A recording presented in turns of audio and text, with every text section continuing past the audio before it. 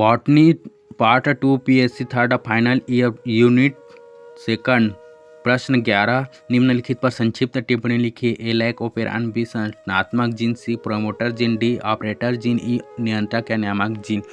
4 बार बोल रहे हैं, पढ़ने निकले वाले छात्रों को राजनीति से दूर रहना चाहिए। अबे पढ़ाई लिखाई में ध्यान लगाओ, आईएएस बनो और देश को संभालो। उत्तर, जीन का क्रिया नियमन regulation of gene action.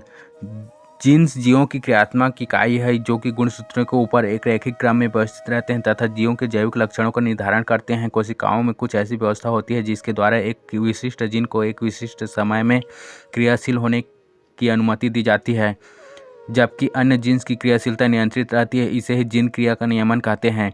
Gene क्रिया का नियमन मुख्य रूप से निम्नलिखित स्तरों पर किया जाता है। 1 अनुलेखन ट्रांसक्रिप्शन, 2 अनुवादन ट्रांसलेशन, 3 mRNA का संवहन ट्रांसपोर्ट, 4 एंजाइमिक क्रिया के समय। सर्वप्रथम जैकब एवं मोनार्ड 1961 ने इस्चीरिचिया कोलाई नामक जीवाणु में जीन क्रियाविधि के नियमन की प्रक्रिया का अध्ययन करके एक मॉडल प्रस्तुत किया था जिसे ओपेरान मॉडल कहते हैं। शाबाश बेटा, बहुत बढ़िया मुन्ना। प्रोकैरियोटिक कोशिकाओं में जीन क्रिया का नियमन regulation of gene action in prokaryotic cells. Jacob एवं मोनार्ड ने बताया कि प्रोकैरियोटिक कोशिकाओं में जीन क्रिया का नियमन क्रमशः प्रेरण, इंडक्शन एवं दमन रिप्रेशन प्रक्रियाओं के द्वारा होता है। ये प्रेरण इंडक्शन किसी अभिक्रिया में उसके सबस्ट्रेट पदार्थों को मिलाने से जिन एंजाइमों के निर्माण की दर बढ़ जाता है उन्हें प्रेरक एंजाइम इंड्यूसिबल एंजाइम कहते हैं तथा ऐसा आनुवंशिक तंत्र प्रेरक तंत्र इंड्यूसिबल सिस्टम कहलाता है तथा ऐसे जीन जिनकी अभिव्यक्ति उपर्युक्त प्रक्रम के द्वारा नियंत्रित की जाती है उन्हें प्रेरक जीन इंड्यूसिबल जीन्स कहते हैं। इसी प्रकार प्रेरण प्रक्रिया के लिए उत्तरदायी पदार्थ प्रेरक पदार्थ इंड्यूसर कहलाते हैं। प्रेरक प्रक्रिया ट्रांसक्रिप्शन स्तर पर ही होती है। वेल डन, तालियां होनी चाहिए यार हमारे लिए। बी दमन रिप्रेशन, इस प्रक्रिया के द्वारा जीन की क्रियाशीलता को रोका जाता है जिसके कारण किसी विशिष्ट प्रोटीन के निर्माण की दर कम हो जाती है अथवा पूर्ण रूप से रुक जाती है। उदाहरण, ई कोलाई में अपनी वृद्धि के लिए आवश्यक सभी कार्बनिक पदार्थों जैसे अमीनो अम्ल, प्रोटीन, विटामिन आदि का निर्माण करने की क्षमता होती है, लेकिन यदि इन्हें किसी अमीनो अम्ल जैसे हिस्टिडीन की आपूर्ति बाहर से की जाती है तब माध्यम में हिस्टिडीन का निर्माण करने वाले एंजाइमों के निर्माण की दर कम हो जाती है।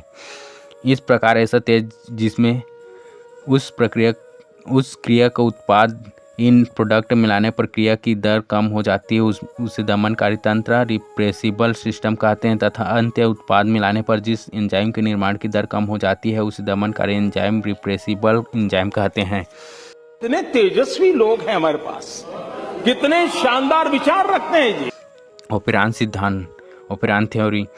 प्रेरण एवं दमन क्रिया को समझाने के लिए जैकब एवं मोनार्ड ने ई कोलाई के लैक्टोज ओपेरान का अध्ययन करके जीन क्रिया के नियमन के लिए ओपेरान मॉडल प्रस्तुत किया था। इसे लैक ओपेरान भी कहते हैं। इनके अनुसार संरचनात्मक, स्ट्रक्चरल एवं नियंत्रक जीन्स, कंट्रोलर जीन्स का ऐसा समूह जो कि कोशिका में चयापचय कैटाबॉलिज्म पर आनुवंशिक नियंत्रण जेनेटिक कंट्रोल रखता है उसे ही ओपेरान कहते हैं। ओपेरान की संरचना स्ट्रक्चर ऑफ ओपेरान। जैकब एवं मोनार्ड 1961 के अनुसार लैक्टोज ओपेरान निम्नलिखित 2 प्रकार के जीन्स से मिलकर बना होता है। ए नियंत्रक जीन्स कंट्रोलर जीन्स, बी संरचनात्मक जीन्स स्ट्रक्चरल जीन्स। ए नियंत्रक जीन्स कंट्रोलर जीन्स ऐसे जीन्स जो कि प्रेरक एवं दमन प्रक्रिया के द्वारा संरचनात्मक जीन्स की क्रियाशीलता पर नियंत्रण रखते हैं उन्हें नियंत्रक जीन्स कहते हैं। नियंत्रक जीन 3 प्रकार के होते हैं, 1 regulator gene, 2 promoter gene, 3 operator gene. तू समझा? हाँ।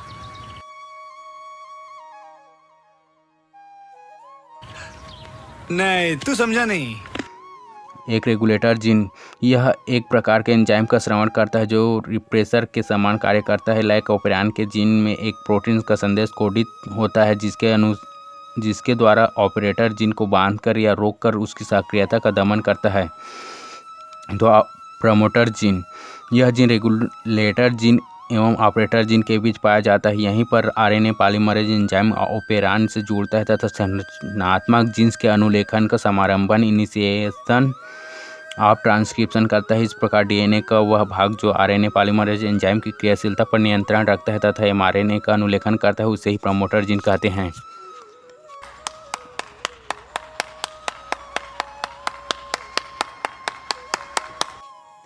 3 ऑपरेटर जीन। डीएनए का ऑपेरान का यह भाग संरचनात्मक जीनों की क्रियाशीलता पर नियंत्रण रखता है। दमनकारी प्रोटीन या एंजाइम रिप्रेसिबल प्रोटीन और एंजाइम इसी स्थान पर डीएनए श्रृंखला से जुड़ता है। विसंरचनात्मक जीन स्ट्रक्चरल जीन, यह डीएनए के उन खंडों को प्रतिनिधित्व करते हैं जिन पर प्रोटीन संश्लेषण की सूचना कोडेड रहती है, और यह जीन्स पॉलीपेप्टाइड चेन की प्राथमिक रचना के संश्लेषण के समय अमीनो अम्ल की व्यवस्था को नियंत्रित करते हैं। संरचनात्मक जीन 3 प्रकार के होते हैं। एक सिस्टान जेट, यह ऑपरेटर जीन एवं सिस्टान ए के मध्य पाया जाता है। डीएनए के इस भाग में बीटा गैलेक्टोसाइडेज एंजाइम के निर्माण से संबंधित कोडान पाए जाते हैं। 2 सिस्टान वाई, डीएनए के इस भाग में बीटा गैलेक्टोसाइडेज परिमेज एंजाइम के निर्माण से संबंधित कोडान पाए जाते हैं। 3 सिस्टान ए, इस भाग में बीटा गैलेक्टोसाइडेज परिमेज एंजाइम के निर्माण से संबंधित कोडान पाए जाते हैं। यह ऑपरेरान का अंतिम जीन होता है।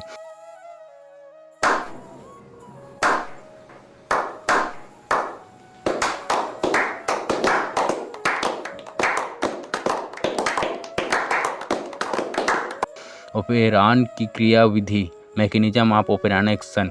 बेक्विथ 1967, इप्स्टीन 1968 एवं मार्टिन 1969 ने ई कोलाई के लैक ऑपेरान में ऑपेरान की क्रियाविधि का अध्ययन किया। इसके अनुसार ऑपेरान निम्नलिखित 2 अवस्थाओं में जीन क्रिया का नियमन करता है। ए, जब माध्यम में प्रेरक अनुपस्थित होता है, व्हेन इंड्यूसर एब्सेंट। प्रेरक पदार्थ की अनुपस्थिति में ऑपेरान के रेगुलेटर जीन अनुलेखन एवं अनुवादन प्रक्रिया के द्वारा दमनकारी प्रोटीन रिप्रेसिबल प्रोटीन का निर्माण करते हैं। यह दमनकारी प्रोटीन ऑपरेटर स्थल ऑपरेटर साइट से जुड़कर एमआरएनए के ट्रांसक्रिप्शन रुक जाता है। अतः संरचनात्मक जीन एमआरएनए का संश्लेषण नहीं कर पाते हैं। ऑपरेटर स्थल पर दमनकारी प्रोटीन जुड़ने के कारण डीएनए पर आरएनए पॉलीमरेज एंजाइम आगे नहीं बढ़ पाता है। अतः एमआरएनए का अनुलेखन एवं संरचनात्मक जीन्स के द्वारा प्रोटीन्स का निर्माण नहीं हो पाता है। Hey, y'all, come look at this.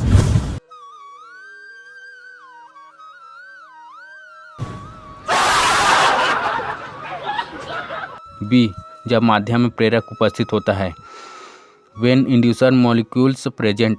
जब माध्यम में प्रेरक पदार्थ लैक्टोज उपस्थित होता है तब यह ई कोलाई की कोशिकाओं में प्रवेश कर जाती है। यहाँ पर लैक्टोज के आणविक विन्यास में परिवर्तन के कारण एलो लैक्टोज का निर्माण होता है। यह एलो लैक्टोज ऑपरेटर स्थल पर उपस्थित दमनकारी प्रोटीन के साथ जुड़कर दमनकारी प्रोटीन को अक्रियाशील इनएक्टिव कर देता है। परिणामस्वरूप यह क्रिया दमनकारी प्रोटीन ऑपरेटर स्थल से आगे अलग हो जाती है। ये सब क्या देखना पड़ रहा है? अच्छा है मैं अंधा हूं। डीएनए से अक्रियाशील दमनकारी प्रोटीन के अलग होते ही RNA polymerase enzyme promoter gene P के समारंभन स्थल इनिशिएशन साइट से जुड़कर एमआरएनए का अनुलेखन करता है। यह एमआरएनए के बाद में विभिन्न एंजाइमों प्रोटीन का निर्माण संरचनात्मक जीन्स की सहायता से करता है। सिस्टान जेट में पहुंचने के पश्चात एमआरएनए की श्रृंखला से राइबोसोम जुड़ जाते हैं और वहां पर बीटा गैलेक्टोसाइडेज एंजाइम का अनुलेखन होता है। सिस्टान वाई में पहुंचने पर राइबोसोम बीटा गैलेक्टोसाइडेज परिमेज एंजाइम का निर्माण करता है, जबकि सिस्टान ए में इनके द्वारा बीटा गैलेक्टोसाइड ट्रांसएसिटिलेज एंजाइम का निर्माण होता है। इसी प्रकार लैक्टोज के जल अपघटन के लिए आवश्यक सभी एंजाइम का निर्माण पूर्ण रूप होते ही प्रक्रिया रुक जाती है। बाद में दूसरे प्रकार की प्रोटीन की आवश्यकता होने पर ऑपेरान पुनः सक्रिय हो जाता है। अरे मुझे चक्कर आने लग गया। धनात्मक एवं ऋणात्मक नियंत्रण, पॉजिटिव और नेगेटिव कंट्रोल।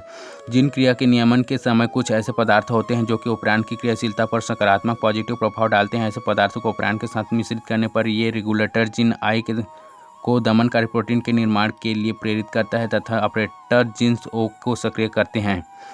साइक्लिक एएमपी एवं catabolic gene activate CGA lac operon पर सकारात्मक या धनात्मक प्रभाव डालते हैं। यहाँ पर सीएएमपी सीजीए प्रोटीन को सक्रिय करता है, जिसके कारण CGA protein RNA polymerase enzyme को प्रमोटर जीन पी से संबंधित होने के लिए सक्षम बनाती है। इस प्रकार दमनकारी प्रोटीन निर्माण पर ऋणात्मक नियंत्रण रखता है, जबकि सीएएमपी लेक ऑपेरान की क्रियाशीलता पर धनात्मक नियंत्रण रखती है।